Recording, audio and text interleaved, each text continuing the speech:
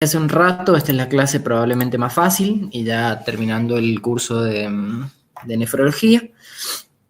¿Qué les falta por ver o cursar? ¿O qué clase les falta tener? Glomerulopatías primarias. Bien. Bueno, probablemente si a ustedes quieren, ¿cuándo rinden el examen? El jueves. O sea, pasado mañana. Sí. A ver.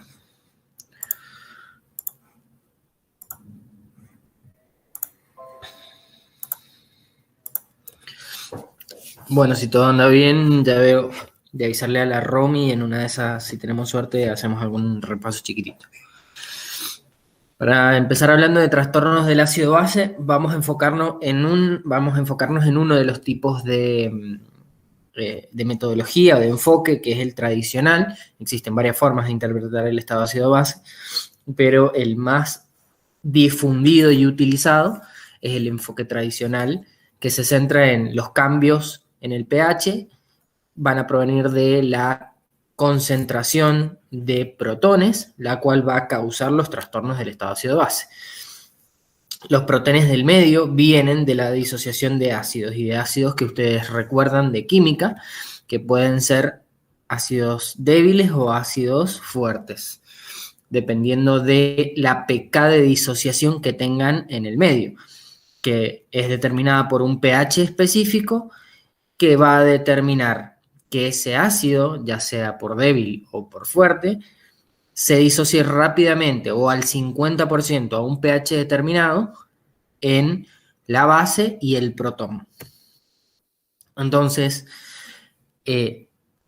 ustedes conocen algunos ácidos, como lo puede ser el ácido carbónico, que justamente se va a disociar en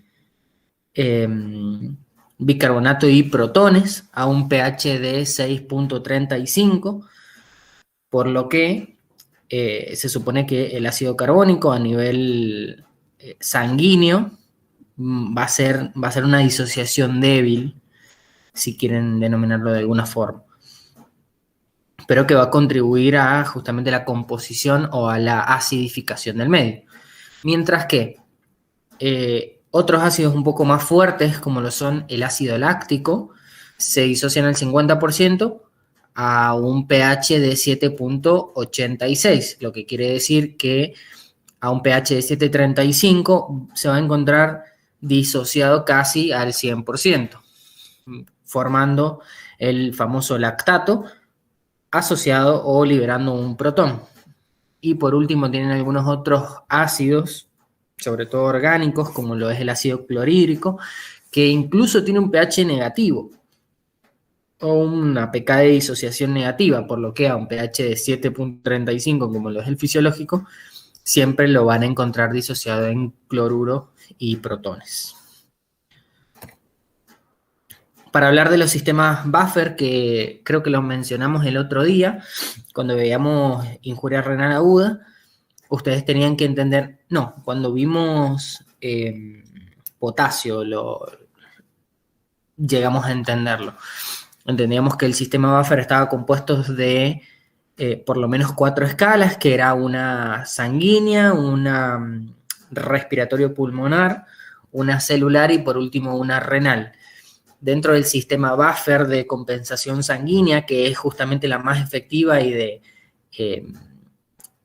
de mayor regulación al medio interno o de regulación inmediata, tenemos que conocer las interfaces del sistema bicarbonato y ácido carbónico, que intervienen mediante una enzima específica que es la anhidrasa carbónica para disociar el ácido carbónico o asociar justamente el dióxido de carbono con el agua para balancear el sistema buffer. Otro sistema que tenemos es el de fosfato disódico y el monosódico, que lo que va a hacer es hacer unión con un protón para disminuir el pH, aumentar el pH o disminuir la concentración de protones.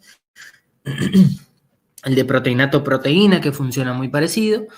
o el sistema hemoglobina y oxihemoglobina en el eritrocito, que no necesariamente funciona como un sistema celular, sino que depende de una célula específica. El sistema va a ser eficaz a un pH cercano a la pK de disociación de cada uno de estos sistemas. Y la capacidad de taponamiento dependerá de la concentración absoluta de cada componente del medio. Siempre entendiendo que en situaciones de pérdida de bicarbonato, como lo pueden ser las pérdidas renales o extrarrenales, va a haber una deficiencia en los taponajes. Cuando hay alteraciones catabólicas o metabólicas, sobre todo con déficit de proteínas también, va a ser bastante difícil llegar a una compensación adecuada, e incluso en situaciones como lo es la anemia, se favorecería en contra de la compensación para taponar el medio. Los otros sistemas de regulación o buffer o de taponamiento serían el respiratorio, que habíamos dicho que es una reacción rápida y que va a depender de justamente la catalización de una enzima, que es la anhidrasa carbónica, y es básicamente ingresar o lavar dióxido de carbono a favor de el pH gracias a un sistema muy específico en particular, como lo es el centro regulatorio de la respiración, que va a determinar que en situaciones de acidificación del medio, el medio sería el líquido cefalorraquídeo, que baña específicamente estas áreas. Cuando se pone ácido el medio, favorece a la hiperventilación, mientras que cuando alcaliniza el medio, favorece a la regulación en baja de la frecuencia respiratoria para iniciar hipoventilación e hipercapnia en consecuencia. Los cambios de iones por comportamiento intra y extracelular, eso lo vimos sobre todo cuando vimos potasio y de su capacidad de intercambiar cationes a nivel intracelular mediado por bombas para de alguna forma guardar adentro de la célula los protones y regular el pH, por lo menos el extracelular. Y la regulación renal, que es muy lenta y que depende probablemente de días u horas de adaptación, y de la cual depende una función renal y específicamente tubular indemne. Entonces, vamos a entender que para el análisis de los trastornos del estado ácido-base deberíamos entender qué es acidemia o qué es alcalemia, sabiendo que el pH normal va de 7.35 a 7.45 y que incluso varía, esto depende de la literatura, y va hasta de 7.32 a 7.47. Cuando nosotros tenemos un trastorno del equilibrio ácido-base, siempre entendiendo que no es posible llegar a una homeostasis y dejar en 7.40 el pH todo el tiempo, porque justamente son procesos metabólicos activos y que siempre tienen tendencia a la formación de ácidos volátiles que son capaces de ser excretados a nivel renal y que van a hacer que haya tendencia siempre hacia alguno de los dos lados, hacia la acidemia o hacia la alcalemia. Pero cuando el pH está por debajo de 7.35, esa acidemia se vuelve un trastorno primario al cual vamos a denominar acidosis. Mientras que cuando el trastorno tenga tendencia hacia la alcalemia, cuando pase por encima de los del pH 7.45, nos vamos a encontrar ante un trastorno primario, el cual es la alcalosis. Entonces, pregunta rápida, Cecilia, que no te veo hace 1000 años. ¿Puede haber alcalemia sin alcalosis?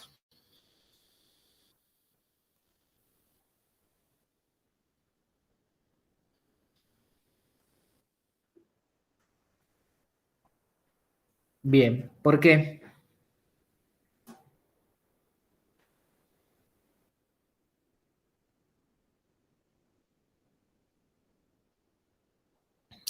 No necesariamente. O sea, tenías dos opciones y elegiste la que estaba mal.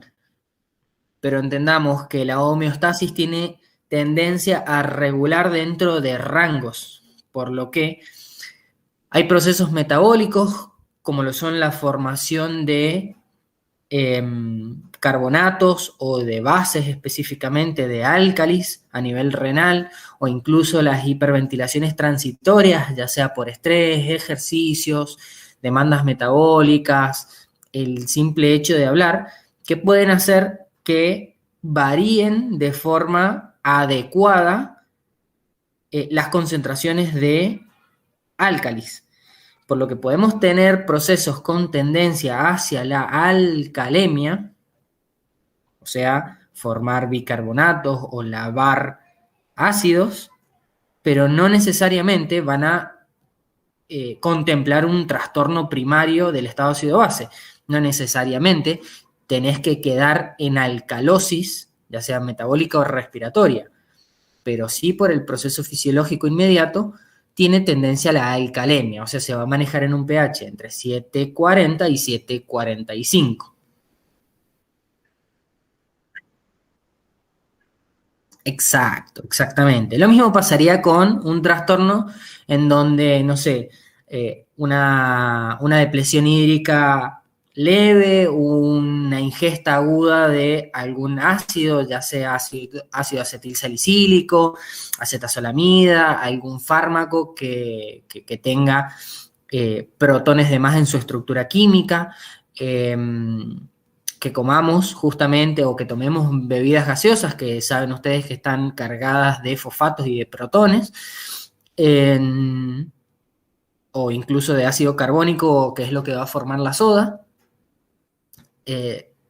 y podés manejarte dentro del rango de la acidemia o tener un trastorno, o mejor dicho, no es un trastorno, sería un proceso fisiológico con tendencia hacia la acidemia, pero no necesariamente formar un trastorno primario como es una acidosis.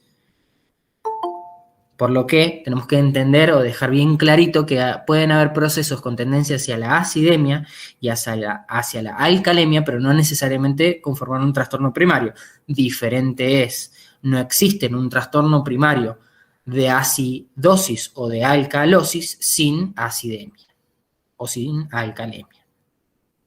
O sea, si está en acidosis, sí o sí es porque está en acidemia. No existen procesos de trastornos primarios de acidosis, tanto respiratoria como metabólica, sin un proceso de acidemia. Déjenme ingresar a alguien más.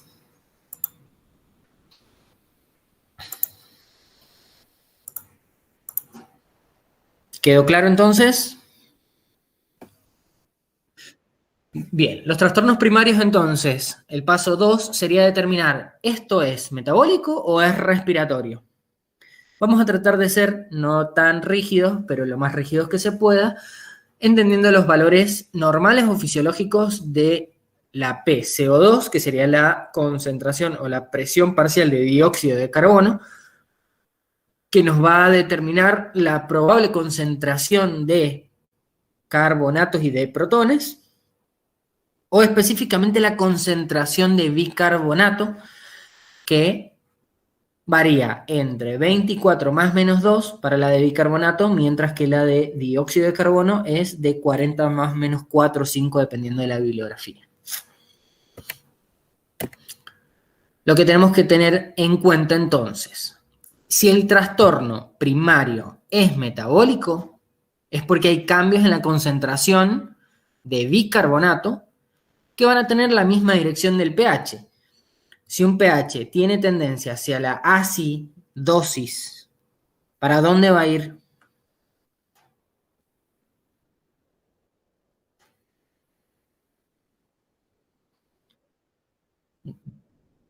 Va a disminuir. Perfecto. disminuir, Entonces, sí. si el trastorno primario del bicarbonato es hacia abajo, el pH va a tender hacia la acidosis porque el pH comienza a bajar, porque bajan las concentraciones de bicarbonato. Mientras que lo mismo pasa si el bicarbonato aumenta. Recuerden que acidosis es para abajo y alcalosis es para arriba. Queda claro entonces que si el pH está para abajo, o sea, con tendencia hacia la acidemia, el bicarbonato va a estar bajo y va a ser el proceso o el trastorno primario y metabólico que lo determina. A ese trastorno lo vamos a denominar acidosis metabólica, mientras que si el pH tiene tendencia a ir hacia arriba, o sea, por encima de 7,45, o sea, tiene un trastorno que determina la alcalemia, el bicarbonato va a aumentar en consecuencia, que en realidad una es consecuencia de la otra. El aumento del bicarbonato va a aumentar el pH, mientras que el descenso del bicarbonato va a disminuir el pH. Parecido pasa con el trastorno primario dependiente de la concentración de dióxido de carbono. Pero esto es al revés en la interpretación. Mientras que las concentraciones de dióxido de carbono van a tener tendencia hacia aumentar, va a pasar lo contrario con el pH. Mientras más alta sea la PCO2, más bajo va a ser el bicarbonato. ¿Por qué? Justamente el ácido carbónico que viene o deriva desde el dióxido de carbono y el agua, va a desprender protones que van a acidificar el medio. Entonces, si aumenta la PCO2, disminuye el pH. Al revés va a pasar con los trastornos de alcalemia. Si disminuye la PCO2, va a aumentar el pH por lavado de dióxido de carbono. Si no hay dióxido de carbono, no hay ácido carbónico. Y por eso es que aumenta el pH. Eso lo entienden, queda claro, es bastante tonto. Hay algo que ustedes también saben, que son las compensaciones secundarias ajustadas a una respuesta predecible. Nosotros sabemos que si la respuesta es que si ustedes saben que el trastorno primario es el aumento del bicarbonato con tendencia a la alcalosis, la respuesta ajustada predecible va a ser que el aumento vaya hacia el mismo lado que el trastorno primario. Y eso va a determinar la compensación adecuada. Entonces, toda alteración primaria va acompañada de una respuesta compensatoria ajustada, predecible, al trastorno primario. De lo contrario, cuando la compensación no se ajusta o no es predecible, vamos a decir que el paciente se encuentra ante un trastorno mixto.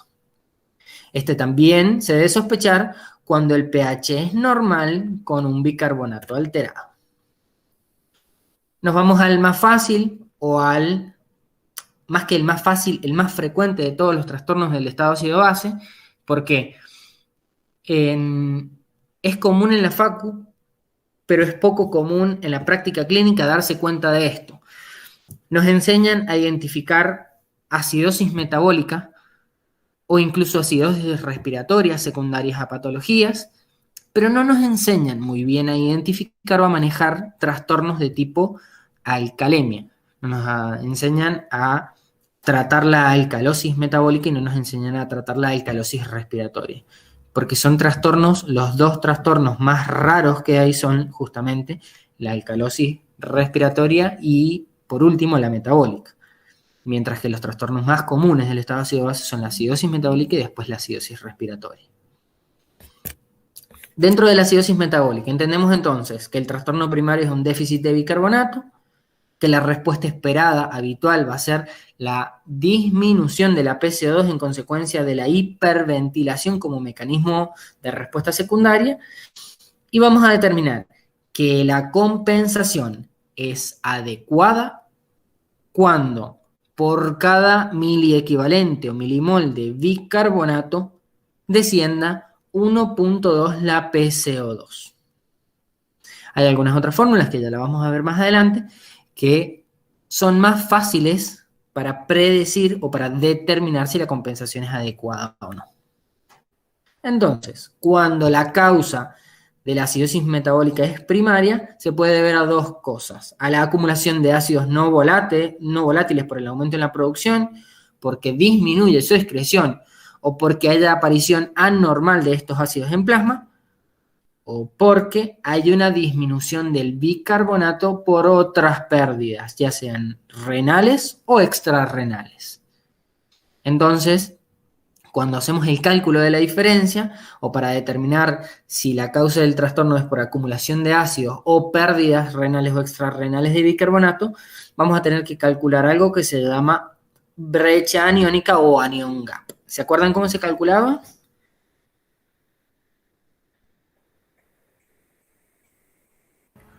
Era el sodio más otros cationes que no se miden, menos la suma del bicarbonato, del bicarbonato y el cloro. Perfecto. No es necesario, si nos ponemos estrictos, que calculemos o que sumemos otros cationes, porque con el sodio va a ser suficiente para determinar la brecha aniónica.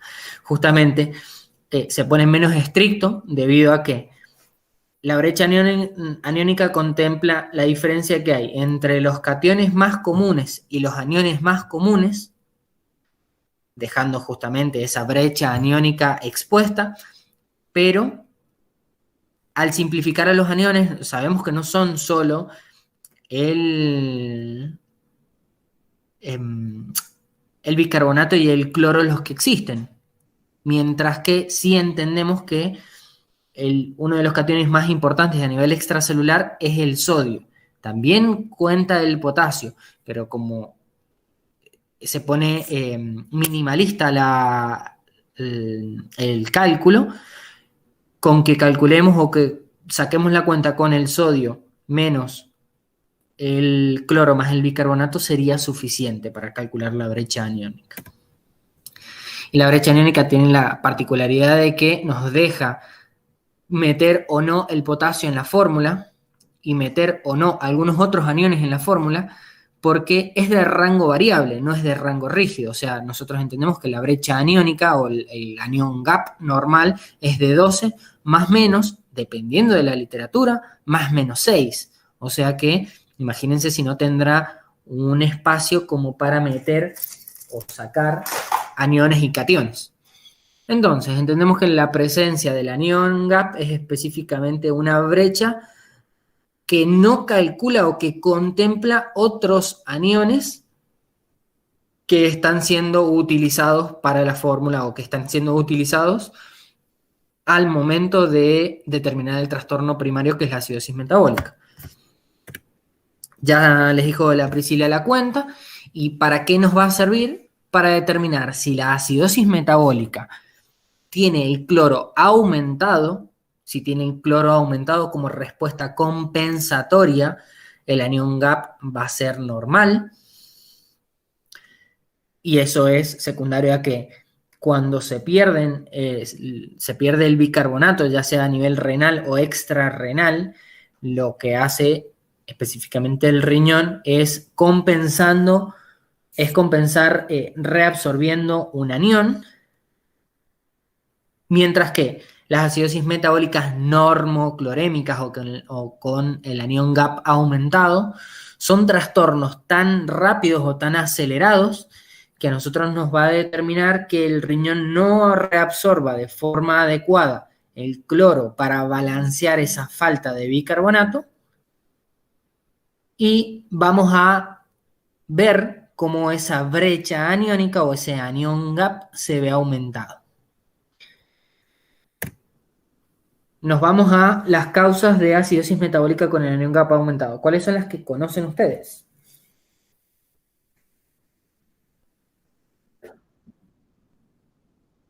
Muy bien. ¿Alguna otra? Ingesta de metanol. Excelente. ¿Alguna otra? Acidosis láctica. Muy bien. Sí. Yo sé que en este momento depende de la charla de 2 personas, que son las que están largando las respuestas. Pero Ciencia renal. perfecto. A lo largo de la historia siempre han habido personas que lo que intentan es equiparar la balanza para que todos puedan entender o aprender lo mismo. Algunas de las herramientas que dejan a lo largo de la historia de la educación son algo que probablemente usen y muchos, que son las mnemotecnias. Desde hace mucho hay muchas mnemotecnias que son muy útiles, como el CAT-MUD-PILES, y que nos va a determinar, según la letra, una etiología probable de acidosis metabólica con el anión GAPA aumentado. El CAT-MUD-PILES es bastante bueno, pero es un poco largo y un poco difícil de sacar. Otras que tienen son el CULT, IMPACT, que también tiene bastantes etiologías de acidosis metabólica y que son bastante buenas, pero tiene sus deficiencias o tiene algunas dificultades a la hora de entender la acidosis metabólica.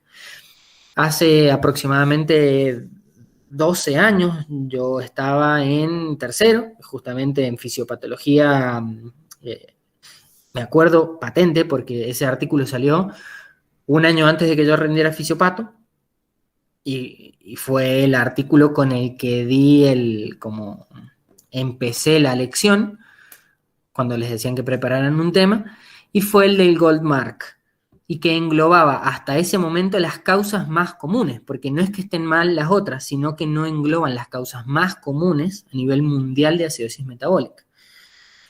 Esta mnemotecnia específicamente es bastante fácil o bastante tonta de entender y engloba más del 95% de las causas de acidosis metabólica, del 95% de las causas de acidosis metabólica con el anión GAPA aumentado. El primero que contempla es la G, lo vamos a denominar Goldmark. Gold tiene a la G en donde habla de los glicoles, específicamente el etilenglicol y el propiletilenglicol, una causa bastante común de acidosis metabólica con el anión GAPA aumentado, sobre todo en gente joven, que para emborracharse utiliza alcoholes dulces, como son los líquidos de freno, el etilenglicol y el propiletilenglicol. Tienen la característica de ser alcoholes dulces y se pueden utilizar inclusive en mezclas, que le da un toque especial, ponele a la bebida, y tiene la particularidad de que genera embriaguez mucho más rápido. El problema es que da acidosis metabólica, y bueno, todo no se puede. La oxiprolina es un suplemento dietario que se usa específicamente en Estados Unidos y que fue muy controversial en su momento porque hacía bajar de peso de forma efectiva, pero al mismo tiempo generaba acidosis metabólica, que algunas personas predispuestas o con otros fármacos no podían manejar y terminaban internados. El levo y el dextrolactato como causa de acidosis metabólica por lactacidemia, lo vimos hace rato, como el ácido láctico se disociaba a un pK bastante bajito de 3.86 y que disocia muy fuerte para formar protones justamente, entendiendo que el levo y el dextrolactato son secundarias a un metabolismo anaerobio. Uno es por hipoxia y el otro no necesariamente por hipoxia, sino por metabolismo anaerobio, sobre todo de células tumorales o en trastornos de inmunodeficiencias primarias.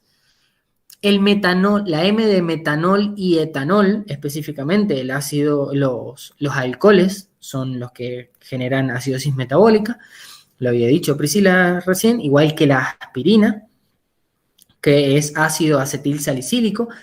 La A también contemplaría la acetazolamida, pero eso dependerá del tiempo de uso de acetazolamida, porque produce acidosis metabólica con el anión GAPA aumentado que después revierte a una acidosis metabólica hiperclorémica, o vira más que revierte. La R de fallo renal o injuria renal aguda por déficit tubular de la reabsorción de bicarbonato. Y por último, y muy muy bien conocido y bien nombrado por la Cecilia, la acetoacidosis diabética.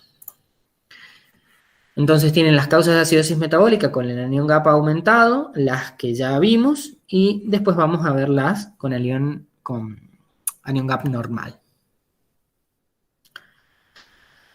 Bueno, ¿entendieron entonces acidosis metabólica? Sí. Sí, Ya lo hemos visto hasta en la sopa, así que esta clase es de fisiopato, no tampoco es que hay que darle muchas vueltas. Después de la acidosis metabólica nos vamos al trastorno menos frecuente del estado ácido base, que es la alcalosis metabólica. La alcalosis metabólica es un trastorno en donde el exceso de la producción o de la formación de bicarbonato va a determinar mecanismos compensatorios esperados para aumentar la PCO2, o sea, tratar de acidificar en base a la hipoventilación, y va a determinar una respuesta compensatoria adecuada cuando por cada mol de bicarbonato aumente 0,75 los milímetros de mercurio de dióxido de carbono, de presión parcial de dióxido de carbono. Trastornos primarios que causen alcalosis metabólica serían eliminaciones de protones, ya sea por vómitos o por aspiración continua por sonda nasogástrica de jugo de ácido gástrico. Otras pérdidas renales de protones, sobre todo acidosis tubulares renales o algunas tubulopatías específicas como el síndrome de Little, puede causarlo. La última vez lo dijo la Priscila, tanto la hipocalemia puede causar alcalosis metabólica como la alcalosis metabólica causar hipocalemia por trastornos del equilibrio intra y extracelular de potasio. Situaciones muy particulares como lo son la depresión volumétrica o incluso la deshidratación generan alcalosis metabólica por alteración en la redistribución del potasio y en consecuencia hipocalemia y alcalosis metabólica. La hiperfunción suprarrenal, nosotros entendiendo que los mineralocorticoides estimulan la reabsorción de sodio y de cloro y producen expansión del volumen extracelular e hipertensión arterial, pero al mismo tiempo eliminaban dos cationes fuertes como lo eran los protones y el potasio, por lo que generaban alcalosis metabólica e hipocalemia. Justamente estaba dentro del algoritmo diagnóstico de la hipocalemia. Cuando tenían hipocalemia, habían corregido la ingesta y los fármacos, iban a determinar un potasio urinario alto, y dentro de potasios urinarios altos, cuando sacaban el gradiente transtubular de potasio, que era mayor a 4, iban a fijarse si tenía o no tenía si tenía alcalosis metabólica o si tenía acidosis metabólica. Si tenía alcalosis metabólica e hipertensión arterial, teníamos que pensar en enfermedad de Crohn y enfermedad de Little. Puede clasificarse a su vez la alcalosis metabólica en sensible a cloro o resistente a cloro, dependiendo de justamente la reabsorción renal del mismo.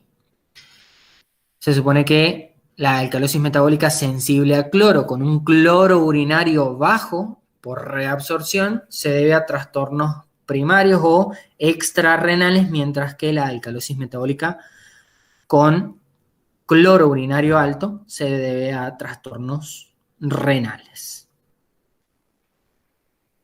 Nos vamos a la acidosis respiratoria, el segundo trastorno primario más común. ¿Y esto se debe a qué?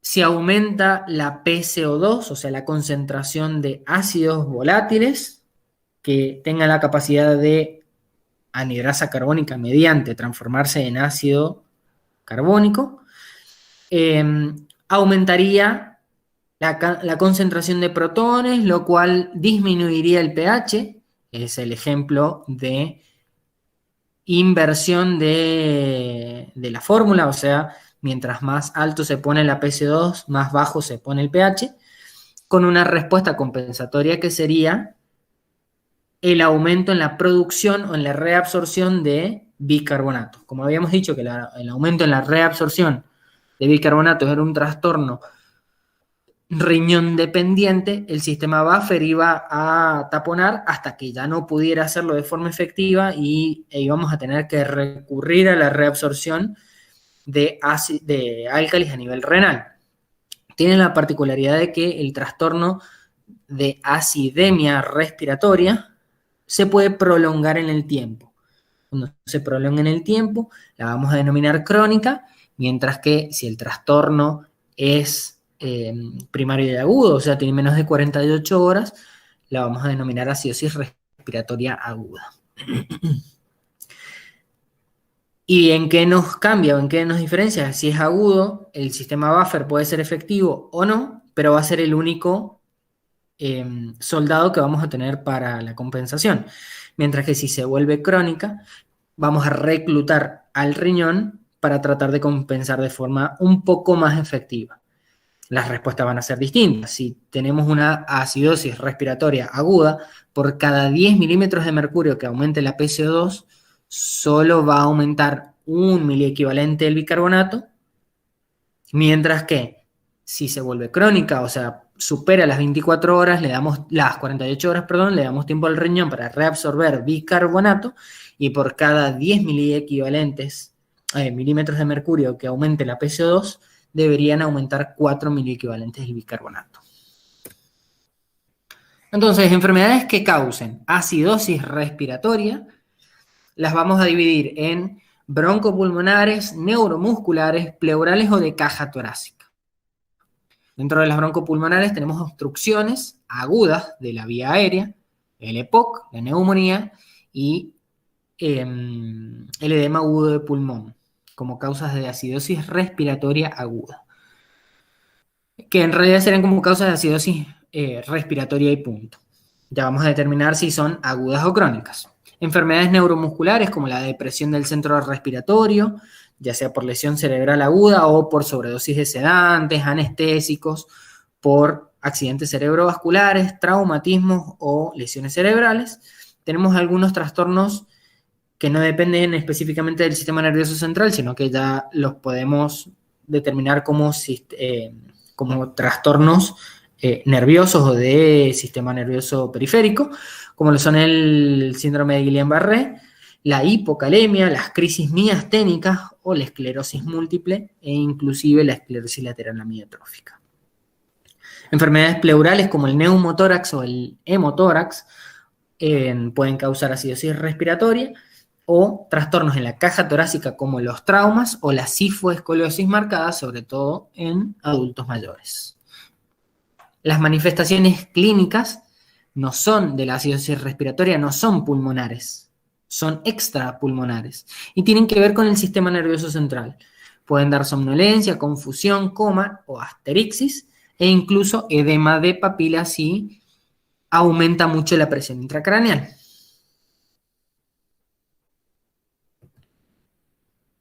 A ver. Sí, no, nada más que esto. Ya lo vamos a ver bien a las manifestaciones clínicas y extrapulmonares cuando terminemos con la alcalosis respiratoria. ¿Y yo? Sí. ¿Te puedo hacer una pregunta? Sí. ¿Qué es asterexis? Asterixis. ¿No has tenido semiología? Asterixis. Y mirá, sí, pero el año no. pasado fue, claro, sí, pero no, si te acordás de Neuro que no nos diste una clase nomás y nada más. ¿De neuro? Sí, nos diste una clase de los pares craneales y cómo analizarlos. Ay, no me acuerdo. Bueno, no importa. Las asterixis son las mioclonías. Son aquellos trastornos en donde hay liberación o mejor dicho, desregulación del tono. Entonces, tanto agonistas como antagonistas empiezan a hacer contracción. Ustedes saben que los procesos del tono muscular van a hacer que cuando una fibra muscular se contraiga, el músculo antagonista en su función se relaje por un arco, por una vía de arco, en donde si la motoneurona estimula la contracción de un músculo, hay una neurona satélite que va a inducir a que la motoneurona que inerva o que le da función al músculo antagonista se libere, termine su actividad y en consecuencia se relaje. Cuando ustedes tienen asterixis, probablemente la asterixis que más conozcan o que si tienen suerte de haber tenido práctica más hayan visto, es el flapping de la encefalopatía hepática.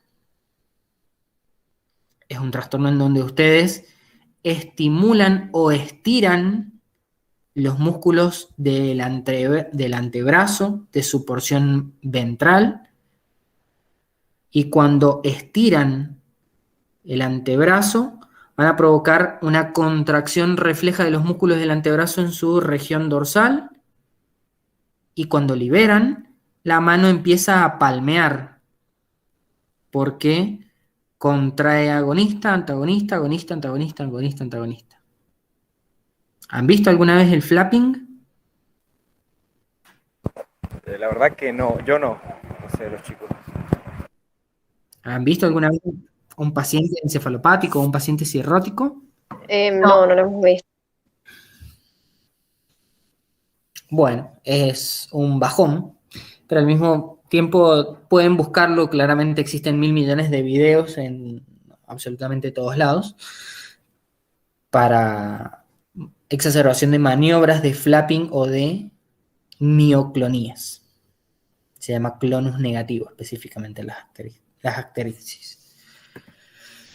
Bueno, y por último nos vamos a la alcalosis respiratoria, el trastorno primario de los dos menos frecuentes, el más común de los dos menos frecuentes, que sería un proceso en donde el trastorno primario es la disminución de la presión parcial de dióxido de carbono, secundaria a un proceso de ventilación o de lavado excesivo de dióxido de carbono, que va a producir una respuesta compensatoria en donde si disminuye la PCO2 y aumenta el pH, vamos a tener que liberar o sacar de alguna forma bicarbonatos para compensar el trastorno.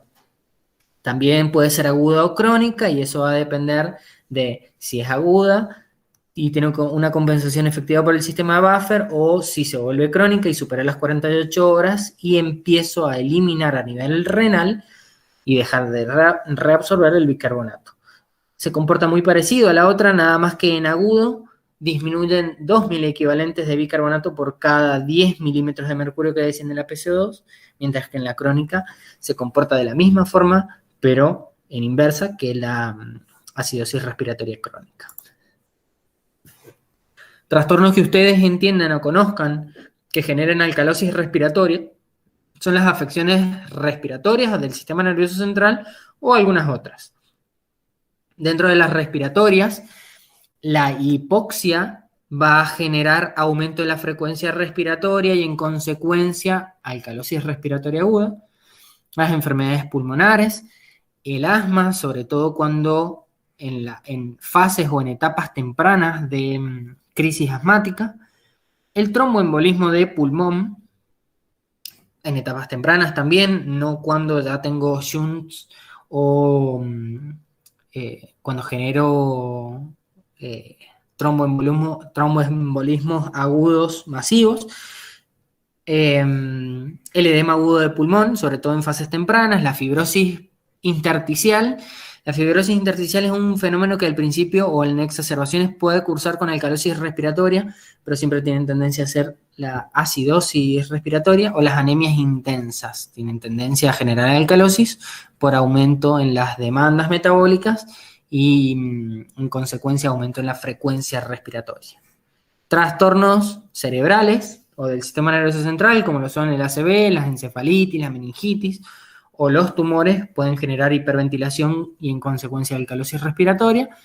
Y otras causas, la más común, la ansiedad, la fiebre y el ejercicio intensos, generan alcalosis respiratoria. La hepatopatía crónica, sobre todo la que cursa con síndrome ascítico edematoso o síndromes edematosos, en donde hay un aumento en la presión intraabdominal que causa disminución de la excursión pulmonar o de las bases pulmonares y en consecuencia respiraciones cortas y rápidas causan alcalosis metabólica. Lo mismo pasa con el embarazo, nada más que el hepatópata tiene agua, la embarazada tiene un feto.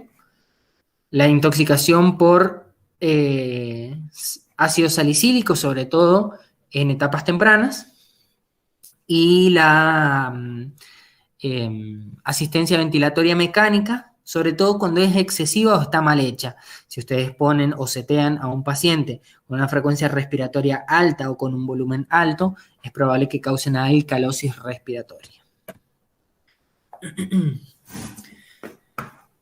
Las manifestaciones son propias de las enfermedades de base que determinan la alcalosis metabólica más trastornos extrapulmonares, como no son la sensación de livianeza en la cabeza, confusión o somnolencia o alteraciones en el sistema nervioso periférico.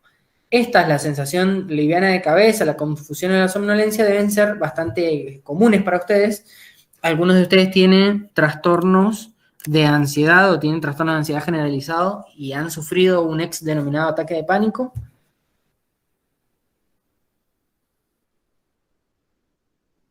Bueno, es bastante común, o no sé si querés describirnoslo vos, Ceci, que es una sensación de agobio que va más allá de la ansiedad que produce la sensación. Es como un círculo vicioso en donde te sentís mal por una situación o un lugar específico, o incluso desencadenado por absolutamente nada, pero que se va agravando con la sensación de falta de aire, que produce hiperventilación, que produce sensación fea a nivel de las sensaciones, parestesias o incluso confusión, y que perpetúa inclusive más la ansiedad. Algo que probablemente sea un poco más benigno. ¿Alguna vez se han hiperventilado inflando globos? Sí. Bueno, cuando inflan globos, es común que si inflan muchos o muy rápido, sientan que se marean. Ustedes tienen que entender la fisiología también del dióxido de carbono y del oxígeno. El dióxido de carbono es vasodilatador, mientras que el oxígeno es vasoconstrictor. Por eso mismo los pacientes que se mueren en domicilio por intoxicaciones de monóxido de carbono y también o en consecuencia de dióxido de carbono, se ponen rojitos. Son pacientes que se mueren vasodilatados también. No sé si han visto alguna vez un muerto por dióxido de carbono. Gracias a Dios, no. No. Loco, No vemos un vivo, no mirá viste si nos nada. vamos a ver un muerto. Claro, ese es el problema, que le falta ver gente. Bueno, nada, eso. Si quieren, busquen cómo se mueren los pacientes por dióxido de carbono o por acumulación de monóxido de carbono, y se mueren rojitos, se mueren vasodilatados. ¿Hay fotos de eso? Y probablemente en internet hay de todo. Es la formadora universal, Google Imágenes. La otra cosa es que si atan dos cabos, cuando tratan de inflar globos hiperventilan para justamente largar el aire que tienen. Pero la hiperventilación no es que cause el aumento del oxígeno, sino que lavan mucho dióxido de carbono. Cuando lavan mucho dióxido de carbono, justamente liberan o limpian el vasodilatador fisiológico que tienen a nivel pulmonar y va a predominar el oxígeno. Si predomina el oxígeno, se produce vasoconstricción cerebral. Esa vasoconstricción cerebral provoca hipoflujo y sensación de livianeza en la cabeza o sensación de que no te está llegando mucha agua al tanque, y por eso incluso te puedes sentir mareado. Entonces hay que esperar, hay que respirar más lento de lo normal un ratito, aumentar los niveles de dióxido de carbono y volver a la normalidad del tono vascular del sistema nervioso central. Se dice que puede presentar algunas alteraciones del sistema nervioso periférico. Es bastante común cuando entrevisten a pacientes con ansiedad aguda, o sea, con el ex denominado ataques de pánico, en donde probablemente les comenten que tengan parestesias o calambres, sobre todo en extremidades. Esto se debe a que la acidificación del medio va a producir intercambios de cationes y no van a meter solamente protones a cambio de potasio, también lo van a hacer a cambio de calcio. Cuando liberan de calcio el interior de las células, sobre todo las musculares, inhiben a una contracción normal o incluso pueden exacerbar algunas situaciones, algunos reflejos musculares y pueden presentar calambres o incluso parestesias. Es una situación en donde se intercambian de forma inadecuada a nivel intracelular y extracelular protones por cationes, ya sea potasio o calcio.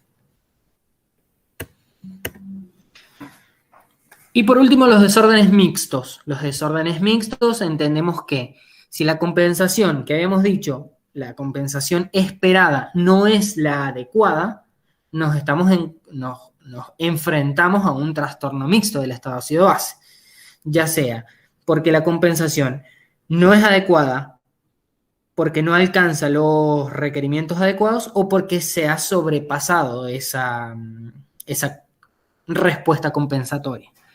Entonces vamos a tener desórdenes mixtos que pueden ser 2 desórdenes primarios simultáneos o 2 desórdenes primarios antagonistas simultáneos.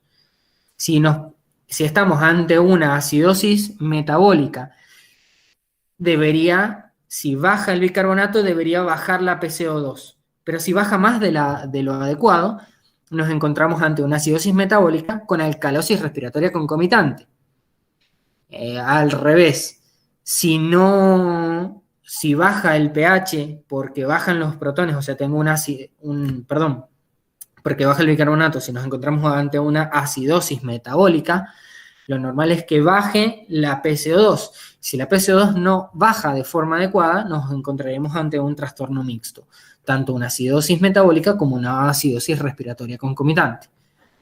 Pasaría parecido en los trastornos primarios de la PCO2.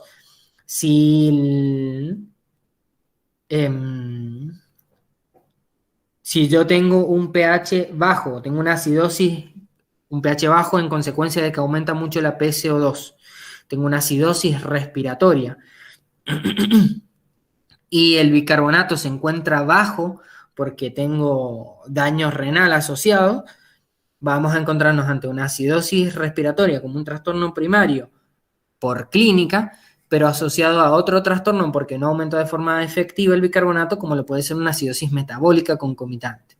Pasaría lo mismo si dentro de la acidosis respiratoria el riñón compensa o sobrecompensa de forma exagerada. Nos podríamos encontrar ante una acidosis metabólica con una alcalosis metabólica concomitante. ¿Y cómo saber o cómo determinar si el trastorno primario está adecuadamente compensado? Para la acidosis metabólica, a ver, denme un segundo. Ya vengo.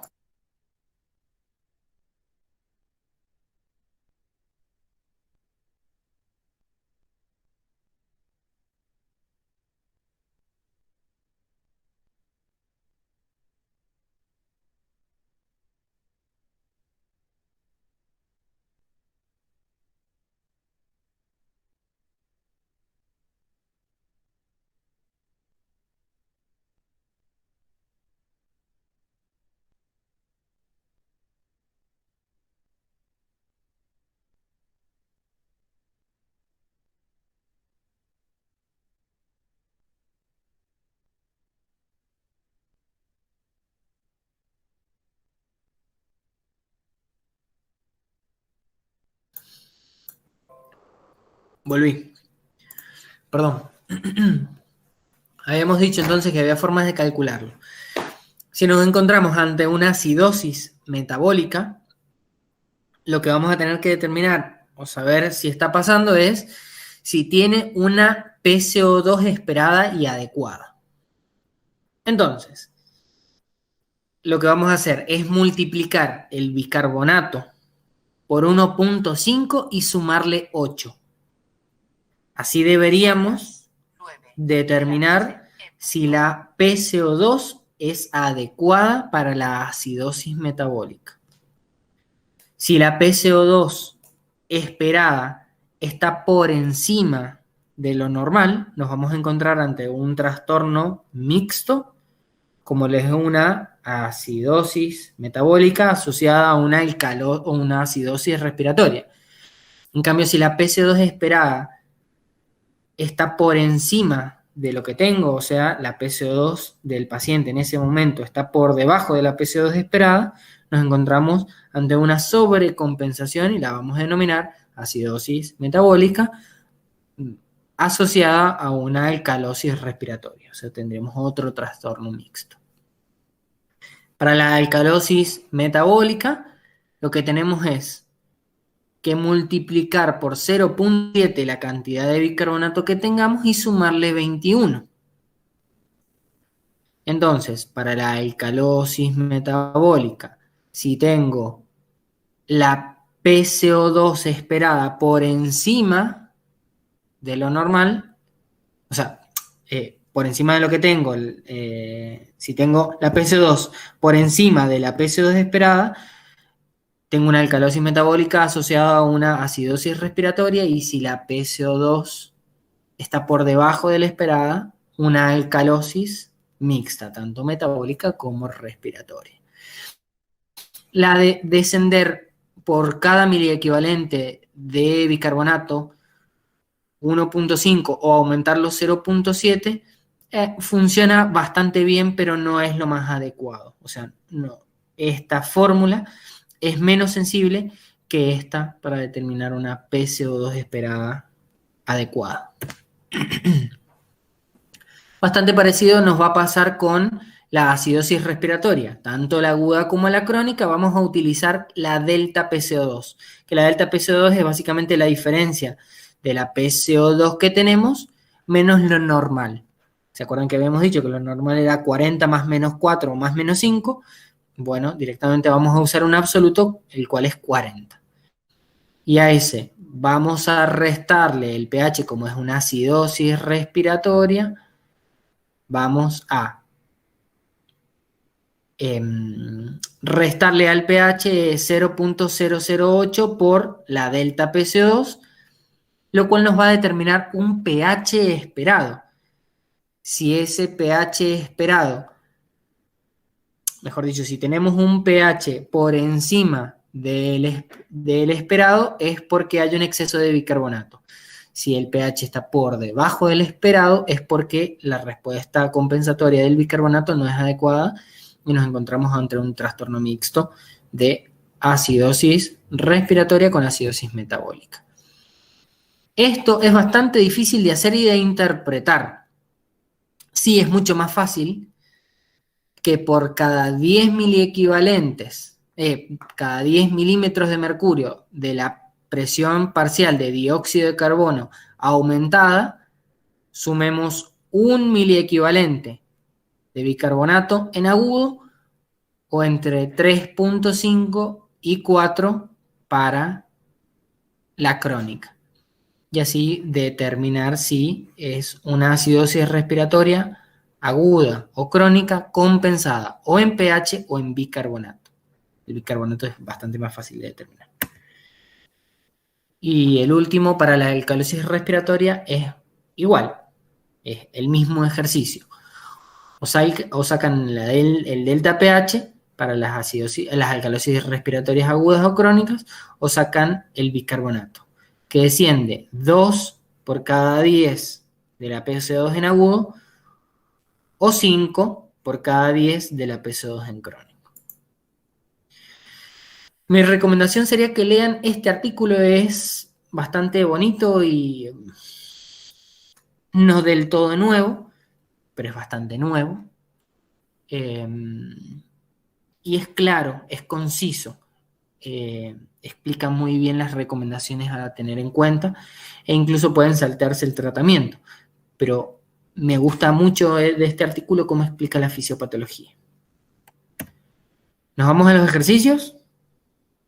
Gillo, yo tenía una pregunta, no sé si sea una pregunta copada, pero tenía que ver con, por ejemplo, ¿qué determinaría que fuese un trastorno mixto? O sea, que el mecanismo de compensación no funcionara bien, ponele.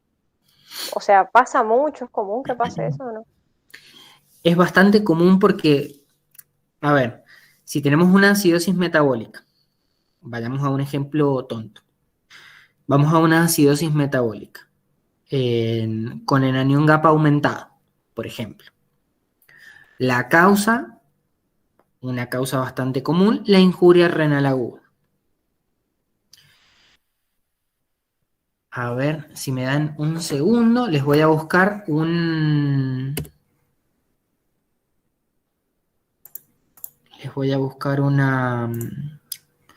caso que tuvimos hace unos días. Una chica que claramente se murió, pero que es una causa bastante común o bastante fácil de entender cómo se manejan los trastornos del estado ácido base.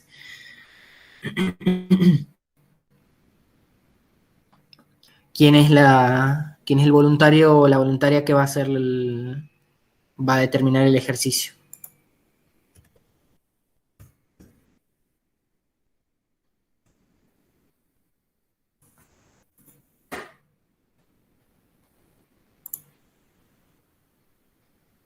Repito, ¿quién va a ser el voluntario que va a hacer el ejercicio? Bueno, yo, ¿tiene que ver con el trastorno mixto? Es cuestión de que veas. Bueno, o por ejemplo, en ese caso, si ya presentaba, o sea, ya presentaba como una lesión a nivel renal, o sea, si el órgano que es el encargado de compensar está dañado, ahí se podría producir un trastorno mixto. En ese caso, decís vos, ¿sería así? Por eso te digo, es mejor si lo analizamos juntos. A ver. A ver.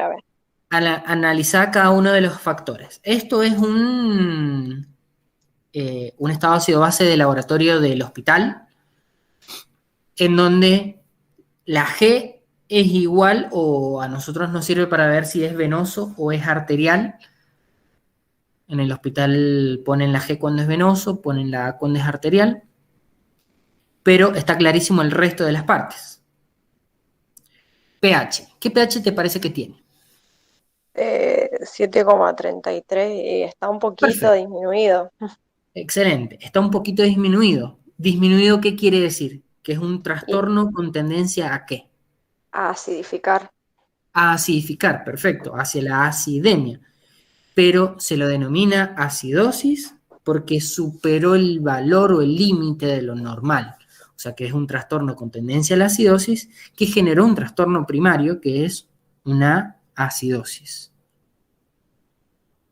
Creo que dije 2 veces acidosis. Es un trastorno de acidemia que genera una acidosis. Ahora Bien. sí.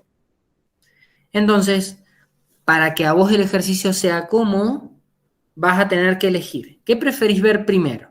¿La PCO2 o el bicarbonato? Mi consejo, o por lo menos lo que yo hago de forma más frecuente, porque a mí me sirve, porque ¿cuál es la causa más frecuente de trastornos del estado ácido base? Se los dije recién. La acidosis metabólica. Excelente, o sea, los trastornos metabólicos, específicamente la acidosis metabólica. Entonces, como es el más frecuente, la acidosis metabólica, lo primero que hago yo es ver el bicarbonato para saber si el trastorno de acidemia es metabólico o no. ¿Qué bicarbonato tiene esta paciente? ¿Para qué lo estoy buscando? Lo estoy mirando. Si algún otro lo encuentra, simplemente nombre el valor. No sé cuál de la... ahí está el BIC. 7.1. 7.1. 7.1, el bicarbonato. Cuando lo normal del bicarbonato es ¿cuánto? 24 más menos 2. Perfecto, 24. Entonces, ¿cómo está este bicarbonato? Está bajo. Está bajísimo. Entendiendo que cuando el bicarbonato está por debajo de 10, requiere suplementación sí o sí. Ajá. Entonces, tenemos un trastorno en donde el pH va para abajo en consecuencia de que el bicarbonato va para abajo. Es adecuado. ¿Qué harían que debería hacer esta paciente o su fisiología para funcionar de forma adecuada? ¿Para dónde tendría que ir la PCO2? Para arriba, o sea, tendría que aumentar. ¿No tendría que bajar? No, perdón, tendría que bajar, cierto, sí. Va para el mismo lado, perfecto. Entonces, se fijan, ¿cuánto tiene de PCO2? 13,7. Bien, 13,7. ¿Qué te parece a vos? ¿Está compensada de forma adecuada, sí o no? No, porque la PC2 tendría que estar en 40 más menos 4. No, esa es la PCO2 normal. Sí está compensado. Ah, Si- sí está compensado bien. Ay, si sí, no me tuviese, reconfundí. si no tuviese un trastorno de acidificación, el bicarbonato debería ser 24 y la PCO2 debería ser de 40. Pero este sí tiene un trastorno con tendencia a la acidemia. Porque Ajá, tiene un bicarbonato bajo e incluso el pH ya genera un trastorno primario, lo cual es la acidosis metabólica. bien. Entonces, tiene el bicarbonato bajo, ¿para dónde debería ir la PCO2? Para abajo. Ujú. Entonces, la compensación, de nuevo, ¿es adecuada? Sí, ¿Por qué? Sí.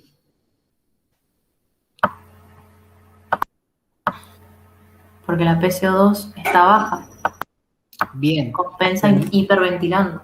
pero no es adecuado ser tan tajante o ser tan minimalista y decir, ah, sí, compensa porque va para abajo. Tendría que verse las unidades, o sea, cómo es la Habría que respuesta. ver si la respuesta compensatoria es adecuada. Perfecto. Entonces, ¿qué fórmula utilizábamos para la acidosis metabólica? Ahí la busco. No, no busquen si la acabamos de ver. Era el Es que se me olvidó. bicarbonato La por de 1. 1,5 por el Perfecto. bicarbonato más Más, 8.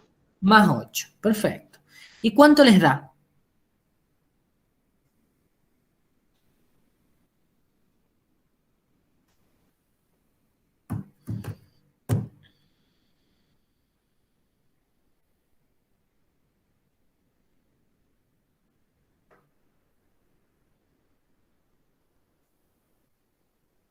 Si tienen que sacar una cuenta, no tienen que hacer una derivada. 7 por 1,5, la mitad de 7 es 3,5. 28,55 me sale.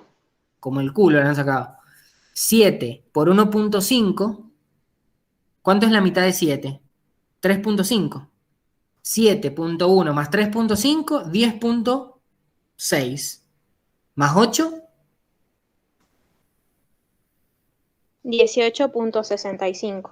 bueno, fue un bolazo, pero la sacamos mental. No hace falta que se han puesto con una calculadora científica a sacar eso. Ya les he dicho, nefrología es un poquito de matemáticas, pero un poquito. Pasan de, no sé, ¿qué han cursado antes que esto? Neuro. Bueno, pasan probablemente de la especialidad clínica más difícil a nefrología, donde hay que contar con dedos.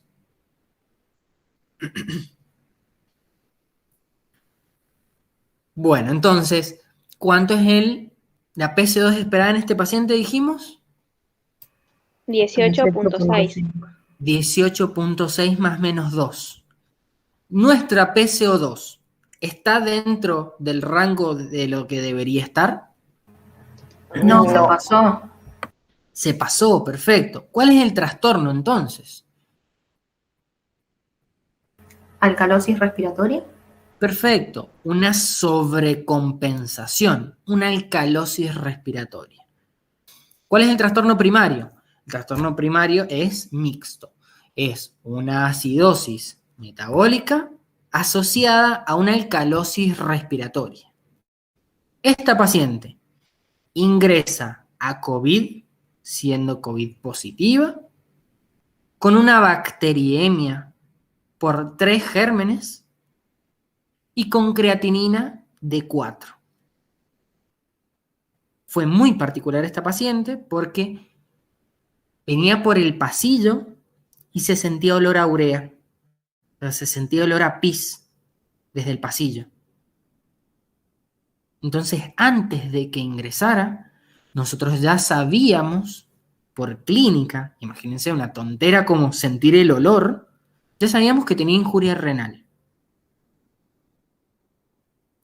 Lo que hicimos fue actuar lo más rápido que se pudo, expandir a la paciente y colocar una sonda vesical y sacar los laboratorios pertinentes. O sea que ya tenemos una de las causas de acidosis metabólica, la cual es la injuria renal aguda. Ahora, ¿realmente tiene acidosis metabólica que se justifique por injuria renal aguda? ¿Qué deberían sacar ustedes si tienen una acidosis metabólica? El anion gap. Perfecto. Sáquelo al anion gap. ¿Cómo se sacaba? Sodio menos la suma de bicarbonato y cloro. Bueno, una forma fácil, a mí me resulta fácil, de sacar el anion gap es al sodio restarle el cloro. ¿Qué tiene este paciente?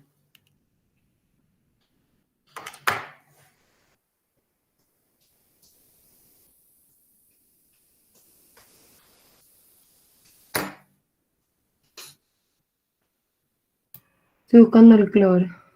El cloro está Eso dos mismo. renglones más abajo del sodio. 92.9 sería el cloro. Sí. Ah,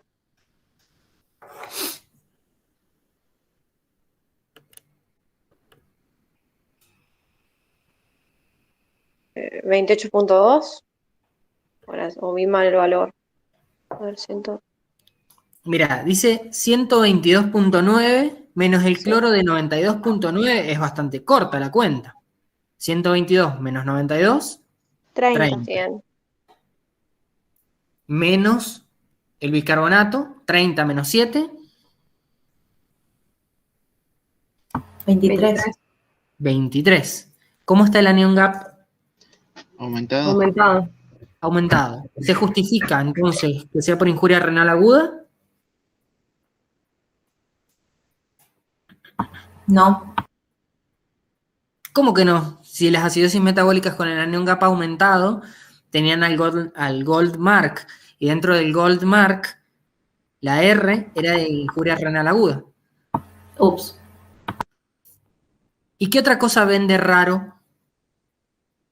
¿Cuál es el último renglón que dice? Lactato, Lactato. ¿Cuánto es el lactato que tiene? 7. 7, para un normal de hasta 2. Eso lo vieron en fisiopato en su momento. Entonces, ¿cómo está el lactato? Aumentado. Y se justifica esa acidosis metabólica por lactato aumentado. Sí. Perfecto, también se justifica. O sea que tiene dos causas de acidosis metabólica con el anion gap aumentado. Esta paciente ingresa febril, con bacteriemia y con una neumonía bilateral por COVID. O sea que encima tiene lesiones pulmonares que justifiquen o desencadenen hipoxemia y la fiebre, el aumento del metabolismo que generen hiperventilación. ¿Cómo estaría la PCO2 en estados febriles y de hiperventilación por lesión pulmonar? Disminuida. Muy disminuida. Entonces, ¿se justifica que tenga alcalosis respiratoria? Sí. Perfecto. Entonces, ¿el trastorno mixto tiene sentido? Sí, ahora entendí. Esta paciente duró específicamente 8 horas y se murió.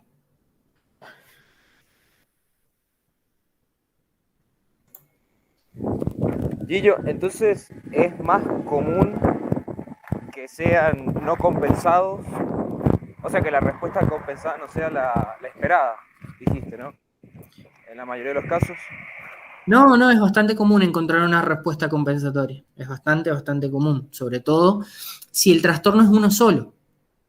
si es, no sé, cetoacidosis sin injuria renal aguda o sin depresión hídrica o sin hipocalemia, si es EPOC sin alteración de la función renal, si es, si es sepsis sola con lactacidemia, pero con función pulmonar indemne, con función renal indemne. ¿Cuál es el problema? Que no existen los pacientes perfectos. Entonces, cuando encuentren trastornos del estado ácido-base, va a ser porque hay muchas patologías concomitantes que van a determinar que la PCO2 no se compensa de forma adecuada porque hay lesión pulmonar o porque hay hipercapnia secundaria a mala ventilación o un trastorno en sistema nervioso central que no determine un adecuado gatillado del aumento de la frecuencia respiratoria a nivel del centro respiratorio o nada. Tienen muchas causas. De cada una de las causas que nombramos, deberíamos determinar si se puede compensar de forma adecuada o si es pertinente la fisiología de esa persona o si tiene enfermedades de base que justifiquen que no vaya para bien. Es común encontrar trastornos primarios compensados, pero si están descompensados, lo más probable es que se deba a que tiene múltiples comorbilidades.